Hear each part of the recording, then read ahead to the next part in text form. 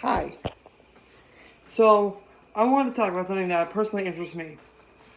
This may not be necessarily interesting to everybody else, but I think it's personally interesting. And that is, I want to talk a bit about LGBT, but specifically homosexuality, in Asia. Well, Eastern Asia. I can make a whole 10, maybe even 20-minute video on homosexuality in the Middle East and such, India and all that. That's a whole other can of worms. I want to talk about homosexuality in East Asia because I think it's actually maybe a little bit Southeast Asia too, because I think it's actually very interesting. So let's start with China. China, socially and legally, let's just say it's not alright to be gay. Homosexuality just in general. LGBT rights in China especially is not very, they don't have them, I guess you could say. Because in China, they're very socially, I suppose, conservative. Let's just say, if you're gay in China, you're probably not going to have the best time. Because as far as I know, gay marriage is not legal at all, and I don't even think rights of like transgender people are even a thing. So yeah, China not so great for let's consider gays. No, not so great to be gay and living in China. Hong Kong, I don't really know about. I haven't really looked into Hong Kong or even Taiwan. I imagine Hong Kong it's probably a little bit better because they're not as strict as in China, but it's probably still not so great. So next place I'll talk about is Japan. Japan, as compared to China, is much more socially accepting of homosexuality. In fact, homosexuality is actually very present in Japanese culture. If you're an anime aficionado, if you're a person who enjoys anime, or just just anime in general, you've probably heard the terms of yaoi and yuri. Yaoi is a subgenre of anime is a genre. Well, yeah, a genre of anime. I guess you could say it's a subgenre of the more big BL genre, and BL stands for boys love, and yaoi is essentially gay manga or anime or anything else, light novels, visual novels, romantic, whatever. It's essentially whatever focusing on two or more men and a gay relationship, essentially. And yuri is I'm not gonna say the opposite, but the inverse of that. It is, instead of two gay men, two gay women, or rather two lesbian women. And their, of course, relationship. And there's also other ones, I think there was, Bara is like a more extreme version of yaoi, I think. But I'm not gonna get into that. And, of course, just like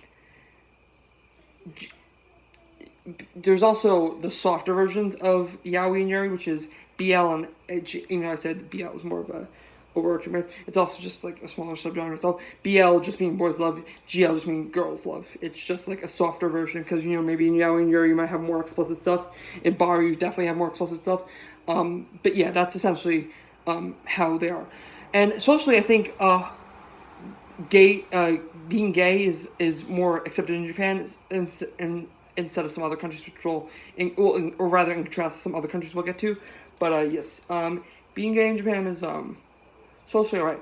However, legally, as far as I know, you cannot get married in Japan, or you have to jump through some hoops to get legally married in Japan. I think at least in Tokyo, or at least like the bigger cities or whatever, you might be able to get a marriage certificate or whatever, But some parts of Japan, I don't think you can get anything at all, and it's not recognized by the government. However, based on my things, of course, like stuff like I mentioned earlier, yeah, when you're being more accepted, being gay and just homosexuality in general, LGBT rights in general, actually I'll get to that in a second, is becoming more and more accepted as the youth goes on, even though Japan has an aging population.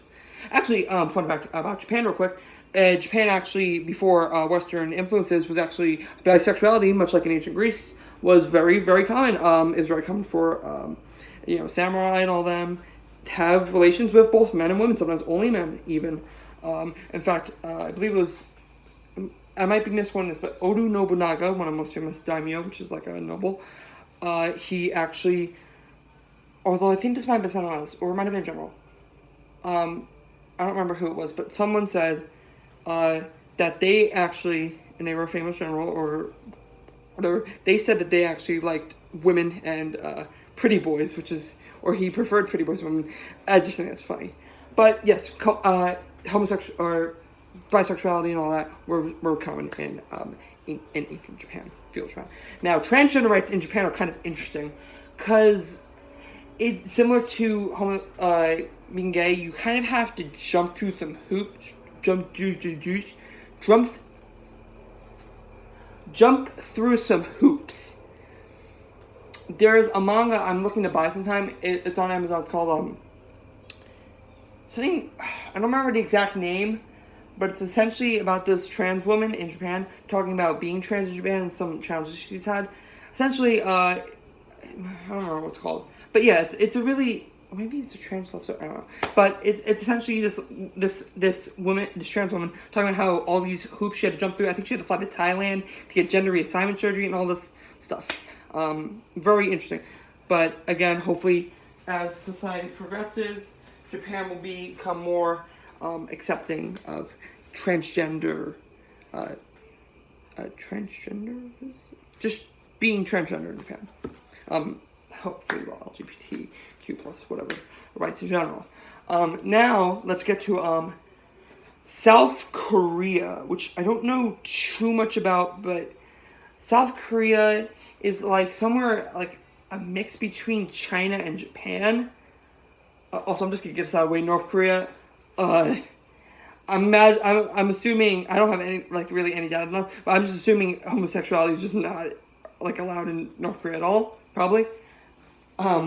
But South Korea. So South Korea is, or LGBT rights in general in North Korea. South Korea is like a mix. It's somewhere between Japan and China because socially as well, I think they're kind of on board with it.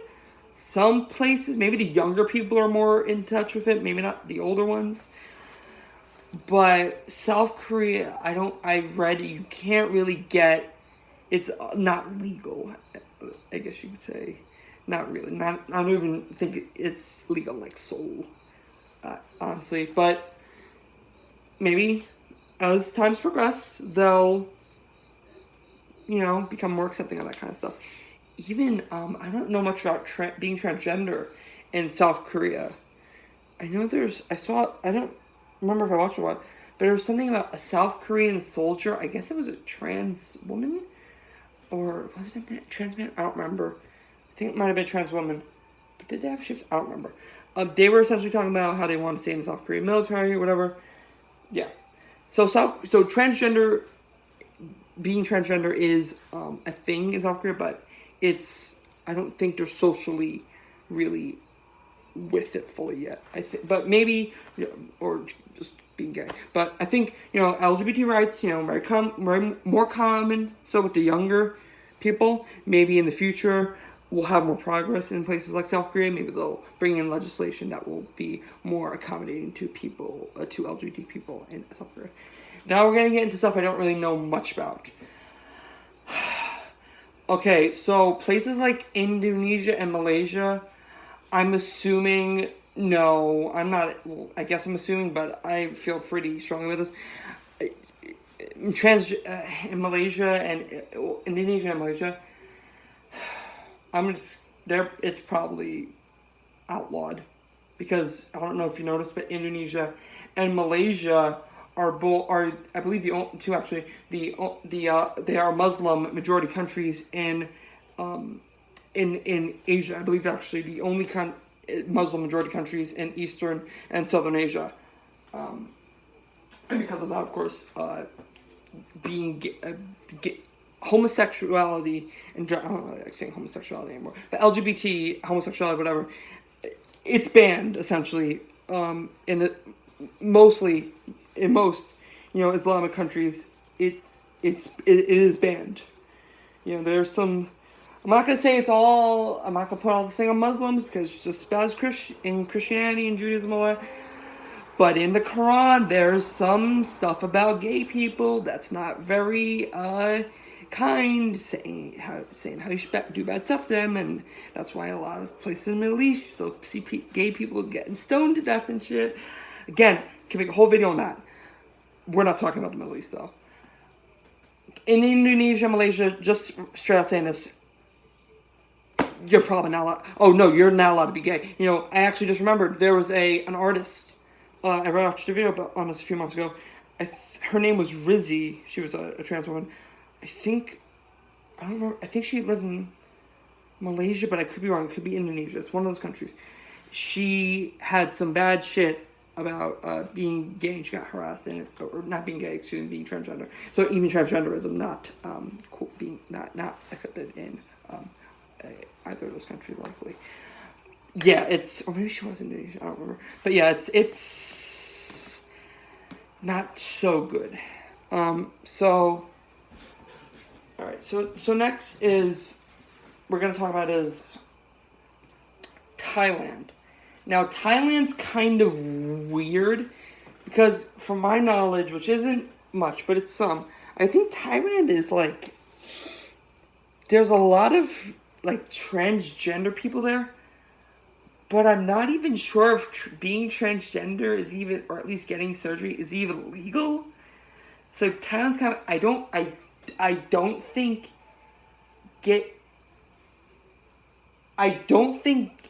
gay marriage is legal in Thailand, and or maybe gender assignment exists, or maybe transgender people aren't recognized by the government. I don't know. Thailand's weird. I have to do more research on Thailand. I guess if they have a lot of transgenders, maybe transgender people, I guess being transgender is accepted at least somewhat socially. Although, unfortunately, I've heard that a lot of the transgender people at least trans women in Thailand, are prostitutes, and that's kind of sad because a lot of times, even in America, sex work is really one of the few jobs that transgender people can get, and it sucks, but that's how our society is right now. Hopefully it can change eventually, but that is a thing, how it is. Unfortunately, again, hopefully that can change. But Thailand, I don't think gay marriage is legal. Maybe socially, to some extent, it's accepted, but I don't know. And for all these countries, I'm not even really sure about lesbians. That's a whole other can of worms, I suppose. But yeah, transgenderism, I guess, at least somewhat socially. Gay marriage, I don't know, maybe a bit. Transgender, at least somewhat socially, is accepted, I think, in Thailand. At least somewhat.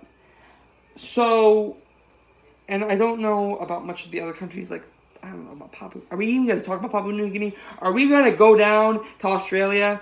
It's accepted in Australia, pretty sure. Yeah, probably. But yeah. So that's pretty much all else. I don't know much about Vietnam, though, and Laos and Cambodia. I have to do more research on that. Or even Mongolia.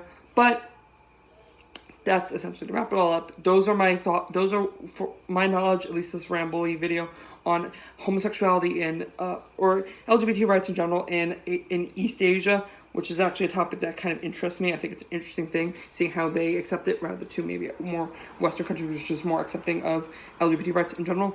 But I think that, so essentially, all I have to say is Japan, probably the most, maybe also a bit South Korea, maybe the most accepting country in East Asia of LGBT rights in general.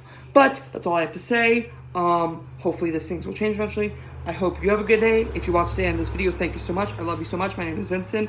This was a video on LGBT rights LGBTQ plus rights in East Asia. I hope you have a good day. Bye bye.